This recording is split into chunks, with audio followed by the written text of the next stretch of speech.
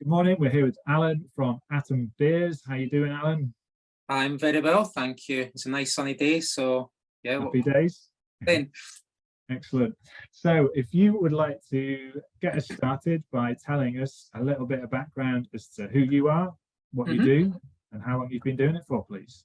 Okay, so first off, my full name is Allan Rice. So I am the co-founder and also known as the chief beer geek at the Atom Brewing Company and Atom Bars. We have 2 bars as well. So we've been running as a business since 2014. My background prior to that is that I have a degree in physiology. I don't know how that's applicable to business, but it's served me strongly over the period of time. So I done physiology with the emphasis of being I wanted to go into science, so some form of research and development. But what I ended up finding out was that I wasn't actually very good at the research and development. I was actually much better at talking to people and kind of understanding what their issues were and hopefully creating a solution for it. So that kind of led me down the roads of doing sales, originally for a brewery in Scotland called Stewart Brewing. Absolutely fantastic brewery, amazing people. Learned a lot there, and then I left there and went to do renewable wind turbines. So I worked in the wind industry for 2.5 years, and that was wind turbines that could go inside of a building, and we sold them across the globe. So originally started as an operations manager, and then suddenly found myself 3 weeks later doing sales. So I must have a knack for doing that.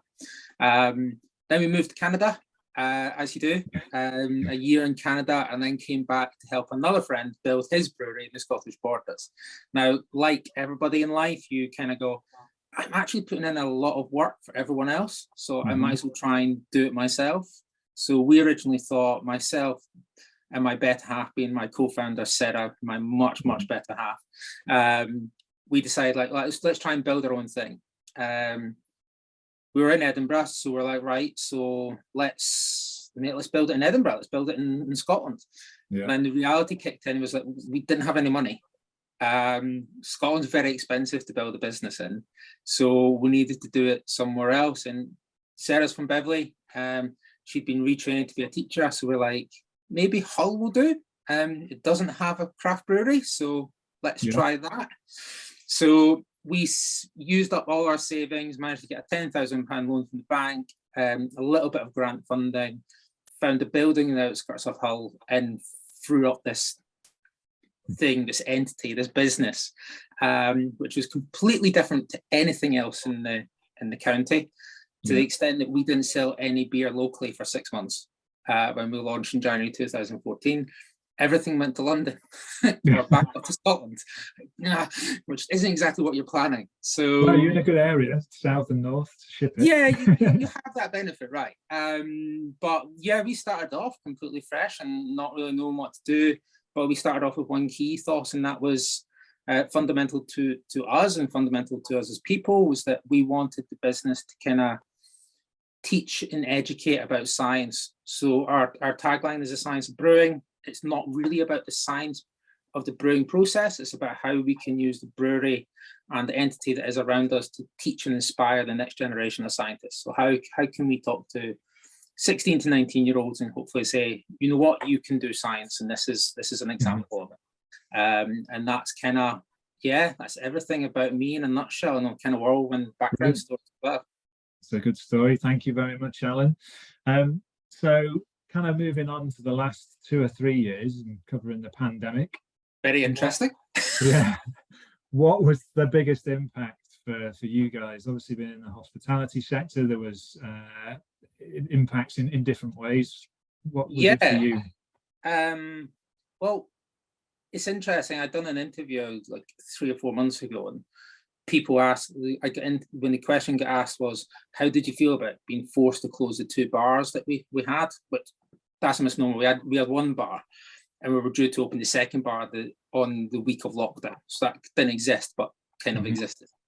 And the reality was, that's the easy part. Closing the bars was an easy part, because we were told you can't be open. So there's nothing you can do with that. So the grants and the furlough process helped that a great deal. But the overarching big aspect that kind of really was a big challenge was that first week when we got knowledge that things might be closing or there might be issues. We saw half our sales disappear in the brewery on the Monday. We're like, okay, this is interesting. Yeah. And then on Friday, everything closed. And then we literally saw 95% of our business disappear for the brewery that week. It was gone. And we'd literally just invested 3 months prior to that, 150,000 on a canning line, the first one in East Yorkshire. So you're suddenly going, great, how'd I pay the bills for this?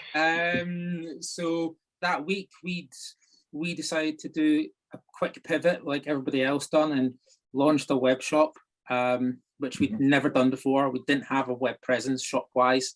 So we threw up this website, which had a shop on it, and we were out doing deliveries as a crew for like 2 or 3 months, meeting everybody in the local area that we could possibly do, and saving and scrimping where we can. But we also had to change how we did our beers. So historically, we've always been the most inventive brewery in East Yorkshire. So a traditional brewery would have about 8 or 9 different beers. We tended to brew around about 10 to 15, 20 different beers in a year. Yeah. But the year of lockdown, we brewed 66 different beers. So okay. It had like a lot of imagination, a lot of brand time as well. So the whole business changed and evolved, and it was evolving every day. And I think the biggest thing that kind of came out of lockdowns and the whole COVID pandemic was not so much the fact that we were struggling to pay bills or trying to find money. It was more a case of we needed to evolve on like a daily basis, minute by minute, and that's a lot of hard work mentally to do. I bet, yeah. I mean, 66 beers. I was still on that, thinking that's a lot of work in itself. Yeah, it's very, very intense because you're obviously struggling you're creating a product which is alive and real and temperamental, and you're beholden to it. So if it doesn't do what it's meant to do, you've suddenly lost that sale, and especially in a period of time where there's no money coming in from anywhere else, you're going to nail it pretty much consistently, and that's scientifically and physically reasonable to do, but mentally really hard. It sounds it, yeah. So congratulations and well done for getting through that period. And in terms of the actions that you took during then, obviously you mentioned about pivoting and getting the I suppose the brand presence right through the number of beers and learning through that. Was there any sort of actions that you took that have stuck through that period for the business? I think one of a lot of companies traditionally, as you grow, and we've grown over the years, that you end up building up quite a lot of weight on yourself as a business. So you end up having the horrible way of putting it is there's a lot of fat in the business. And like a lot of companies during lockdown had to trim it. So you were looking at cost cutting where you could, which wouldn't affect your quality of product. So why are you spending, for us, it's like pump clips. We would buy like 60 odd pump clips per batch of beer, but we'd have like thousands of these pump clips that we'd never use. And a pump clip's like £1 each. So I think we worked out that we had something like £80,000 sitting in these little pump clips, floating around the brewery, which were basically like flying coasters. So £80,000 stripped out suddenly equates to a part-time job role. Yeah. So there was an opportunity to really grow and evolve as a company doing it. And we've kind of kept that as a standard principle now going on, is that is there something we need? Can we do without it? If it's something we really, really definitely need, can we make the most out of it? And we'd rather put our focus on growing our staffing and growing those capabilities than buying bits and bobs that you end up only using once a year, but it seems the time. So it's probably the key thing is efficiency. It kind of allowed us to focus on efficiency. That's good. That's a good outcome from that. Thank you. So what does the future look like as far as you can see it at the moment, and what do you see are the main challenges? There might be an obvious few set of answers to that. Good question, because obviously you've touched on the past 3 months the past 2 years have been really interesting. The past 3 months for us has been massively interesting. In 2018, we launched our first bar in Hull City Centre, which won loads of awards, got nationally recognised. And then at the tail end of the summer, unfortunately, our nice landlords bumped our rent up by well over 100%. So we had to leave that building and frankly built a brand new building with no money, which is right at the best time when the hospitality trade is really struggling, isn't it? Yeah, not the wisest moves probably. But where does the future go in that respect? It's a really intriguing one. I think we're going to see a lot of hospitality businesses disappear from our industry. There's already a massive downturn on breweries, and that's just the cost of living, the cost of manufacturing. So for argument's sake, last week, we traditionally spend about £800 a month on CO2. Last week, we got our new bill in, which will be £2,500 a month. So it's that. So I see the next 6 months being a roller coaster ride for everybody. And the hard part of that is your inclination is to batten down the hatches, hope for the best, and like stay quiet and not do too much. What we're trying to do is we're trying to push outside of that boundary and look to more community. So, like our bars have running clubs within them, Cafe Scientific. We want people to come together, and I think now is an appropriate time to do that, not just for consumers and customers coming to us, but also for all of us as business people and business owners and working a business. We need to come together and learn from each other and take the best from what we all can do, because we're all in the same boat, so we might as well row in the same direction rather than compete. So I think the next few months where I see things going. I think you'll see people coming together more. Great, thank you. I like that share there. So yourself as a business owner, and the biggest learning, I mean, blimey, what we've just talked about in that kind of snippet, there must have been plenty coming through for you in terms of learnings.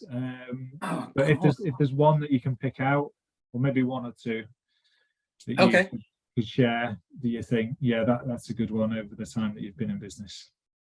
From a straight up business point of view, the most important thing is always going back to your fundamentals, and that's looking at your numbers coming in. So don't be afraid to look at your numbers on a week to week, day to day basis. Even if it's a negative feeling or a positive feeling, you need to look at them taking fruit. That will stand you in good stead. On a more personal business side, don't be afraid to open yourself up to other people's comments.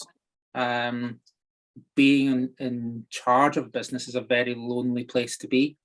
You don't have many peers that you can interact with, but when you do, if they give you their opinion and it's a well-founded and constructive opinion, do take it on. Don't be scared of that opinion. It will do you good stead in the future, even if you don't realise it at the time. Cool, thank you. And then it may be reflective of what you've just said, but if there's a piece of advice that you could offer a younger person, maybe starting out, an 18-year-old Alan, if you go back in time, or bit of worldly advice. Really interested me. This is a weird bit of advice. So I probably go back and tell myself not to be afraid to say yes to pretty much everything and just try and see what happens. There's no point in worrying about failure. You've got a long life ahead of you. But I'd also be telling myself not to be afraid to say no. If you feel something's going to be a drag on your time, just say no to it. Because a lot of younger people can be scared into thinking that they have to give everything that they have for everyone else, rather than actually focusing on what they want to do. So say yes to everything that's going to benefit you and take you forward, and say no to the things that you might perceive as a hindrance. Good advice, like that. Thank you very much. No worries.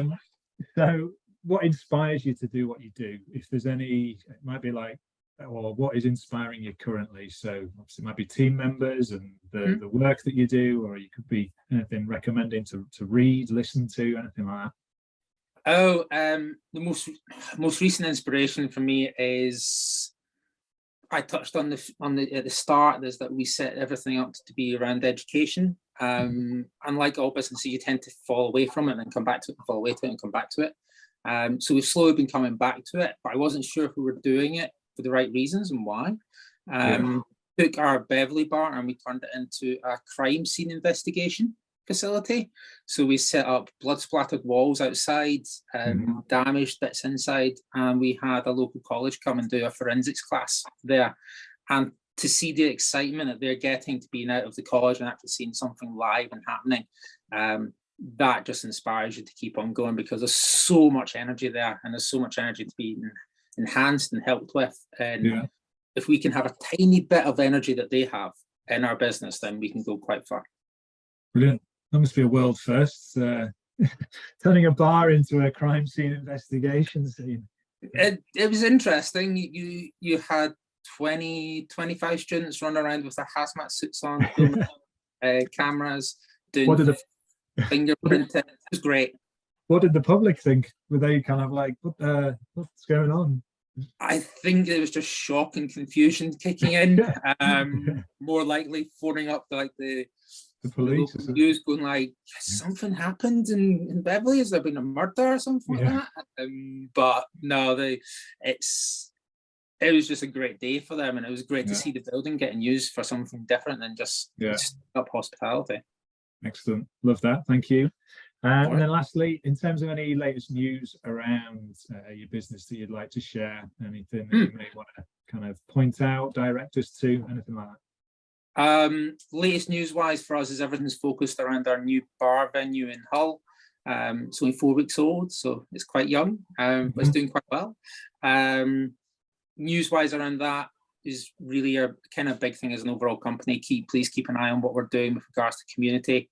If you're in Hull, we're introducing a running club at the Hull bar, which is 5K run together, and we'll give you a free drink on us at the end. So that's an incentive, I think, to do it. Everything. Just basically news-wise, keep an eye on what we're doing. We're evolving quite rapidly at the minute and just trying to build our community side of our business. Fantastic. Thanks, Alan. Absolute pleasure talking to you, and you're welcome. All the best with everything. Magic.